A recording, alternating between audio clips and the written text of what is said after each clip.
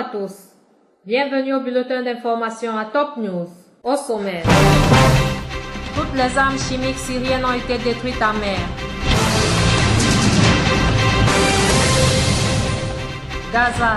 Abbas mercredi à Doha pour des consultations avec le Qatar et Mekaël. Les forces irakiennes lancent une offensive pour reprendre Tikrit. Bienvenue au développement. Syrie. Tous les éléments qui entraient dans la composition des armes chimiques syriennes remis par le gouvernement syrien ont été neutralisés à bord du navire américain Caprey en mer Méditerranée, annoncé le Pentagone lundi.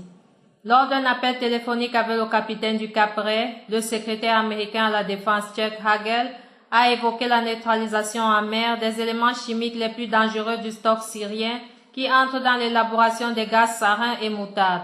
D'autre part, le président des États-Unis Barack Obama a salué lundi la destruction en mer de la totalité des éléments entrant dans la composition d'armes chimiques remis par la Syrie. L'État islamique affirme détenir un Japonais en Syrie, rapporte mardi l'agence de presse Nippon Kyodo. Les djihadistes de l'État islamique ont revendiqué cette capture dans un message sur Internet, précise Kyodo. Le ministère japonais des Affaires étrangères a annoncé hier lundi qu'il enquêtait sur l'enlèvement possible d'un citoyen japonais par l'État islamique dans le nord de la Syrie. Une vidéo postée cette semaine sur YouTube montre un homme au sol en train de se faire interroger par des personnes non identifiées. Cet homme déclare qu'il s'appelle Haruna Yukawa et qu'il est à la fois journaliste et médecin. Ce nom correspond à celui du directeur d'une société privée de sécurité. Le Hezbollah a tué un responsable de l'État islamique Daesh dans le Kalamoun en Syrie, rapporte mardi le quotidien Al-Akhbar. Abu Abdallah al-Iraqi était en charge de piéger les voitures destinées au Liban et d'en équiper les kamikazes.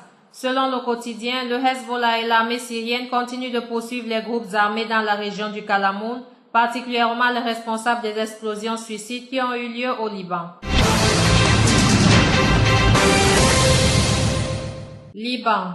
Le leader du Parti socialiste progressiste Walid Jumblat a appelé les partis libanais à s'unir pour faire face aux dangers terroristes et sauver le Liban. Le terrorisme de l'État islamique constitue une menace existentielle non seulement au Liban mais aussi dans tous les pays de la région, a-t-il déclaré au quotidien As-Safir, publié mardi. Je souhaite que tout le monde comprenne ce qui se passe et s'unisse dans le souci de faire face à cette menace et sauver le Liban, a-t-il ajouté. Il a dans ce contexte indiqué qu'il était d'accord avec le secrétaire général du Hezbollah, Saïd Hassan Nasrallah, lors de leur réunion le mois dernier sur le fait que l'État islamique met le Liban et la région en danger.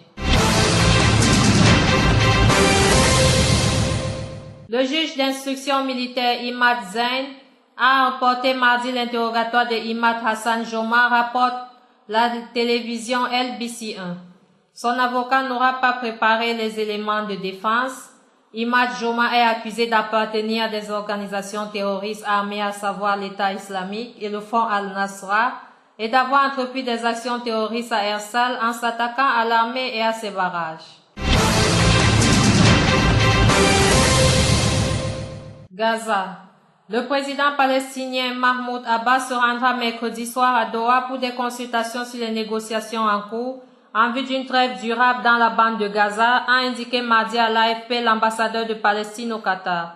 Le président Abbas est attendu mercredi soir à Doha, où il aura jeudi des entretiens avec l'émir du Qatar et des consultations avec le chef du Hamas Khaled Mekaël sur les négociations en cours avec Israël, a déclaré l'ambassadeur Moni Ghanam. Monsieur Abbas, dont la visite à Doha était programmée dès le début pour mercredi, doit aborder avec ses interlocuteurs les derniers développements des négociations entre Palestiniens et Israéliens sur une trêve durable ainsi que sur les secours et la reconstruction de la bande de Gaza, a-t-il ajouté. Israël a accepté de prolonger pour 24 heures jusqu'à mardi minuit le cessez-le-feu en vigueur dans la bande de Gaza, a annoncé le responsable israélien sous couvert d'anonymat. Le cessez-le-feu est prolongé de 24 heures à la demande de l'Égypte pour permettre la poursuite des négociations, a dit ce responsable. Au-delà de la prolongation annoncée, on ignore l'état des discussions censées produire non plus une pause limitée mais une trêve durable. Irak. Les forces irakiennes aidées par des miliciens ont lancé mardi une importante opération pour reprendre Tikrit, une ville au nord de Bagdad contrôlée par des insurgés sunnites, ont indiqué de hauts responsables. L'armée irakienne et des volontaires chiites, appuyés par des hélicoptères irakiens, participent à l'opération destinée à reprendre Tikrit, l'ancien fief de Saddam Hussein tombé le 11 juin entre les mains des insurgés sunnites, a indiqué un responsable militaire à l'AFP.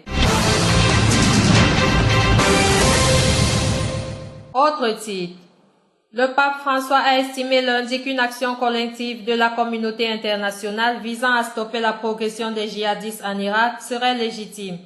Une prise de position en faveur de l'usage de la force rare de la part de l'Église. Le souverain pontife a légitimé hier, lundi 18 août, une intervention collective en Irak. S'exprimant devant des journalistes dans l'avion qui le ramenait de Corée du Sud, le pape François a recommandé de stopper l'agression injuste des djihadistes en Irak par une action collective de l'ONU et non par une intervention unilatérale dans une critique implicite des frappes américaines. Dans le cas où il y a une agression injuste, il est illicite de stopper l'agresseur injuste. Je souligne le verbe stopper, je ne dis pas bombarder ni faire la guerre, a-t-il estimé. Mais une seule nation ne peut juger comment arrêter cette agression, a-t-il ajouté.